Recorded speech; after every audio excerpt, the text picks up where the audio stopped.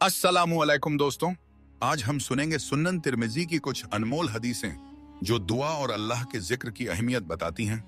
हदीस 8, अल्लाह का जिक्र करने वाली महफिल। एक बार हजरत मुआविया रजी अल्लाहु अन्हु मस्जिद में दाखिल हुए। उन्होंने देखा कि कुछ लोग दायरे में बैठे हैं। उन्होंने उनसे पूछा, भाइयों, तुम लोग किस लिए यहाँ बैठे हो? उन्होंने जवाब दिया, हम यहाँ अल्लाह को याद करने के लिए बैठे हैं।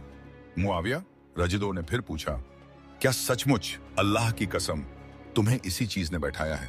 उन्होंने कहा, जी हां, अल्लाह की कसम, हमारा मकसद सिर्फ अल्लाह का जिक्र और उसका शुक्र अदा करना है। मुआविया रजी ने कहा, मैंने किसी शक की वजह से तुम्हें कसम नहीं खिलाई, बल्कि मैं तुम्हें वो हदीस सुनाना चाहता हूं जो मैंने खुद रसूलुल्लाह एक दिन अपने सहाबा के पास गए।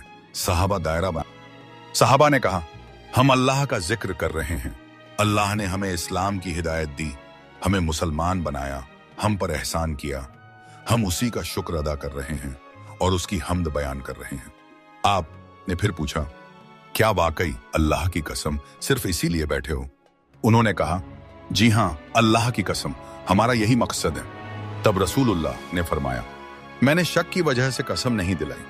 असल बात यह है कि अभी अभी जिब्राइल अलैहिस्सलाम मेरे पास आए थे और उन्होंने बताया कि अल्लाह ताला तुम्हारे जिक्र और बैठकों की वजह से फरिश्तों के सामने फख्र करता है। हदीस 2, जिक्र रहित मजलिस की हसरत। रसूलुल्लाह ने फरमाया, जब लोग किसी मजलिस में बैठें और उसमें अल्लाह का जिक्र न करें और न अपने नबी पर दुरूद भेजें, तो ऐसी मजलिस उनके लिए हसरत और पछतावे का सबब बनेगी। फिर आपने फरमाया, अल्लाह चाहे तो ऐसे लोगों को अजाब दे और चाहे तो माफ कर दे।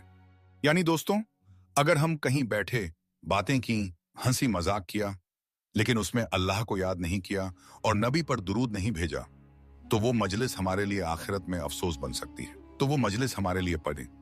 हदीस 3, दुआ की कबूलियत का राजम।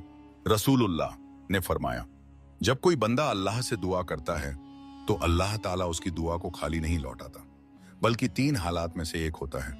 1, या तो अल्लाह वही चीज उसी वक्त उसे अता कर देता है।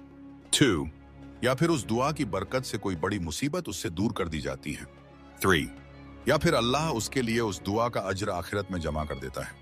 लेकिन शर्त यह है कि दुआ गुनाह की ना हो और न रिश्तेदारों से नाता तोड़ने की हो।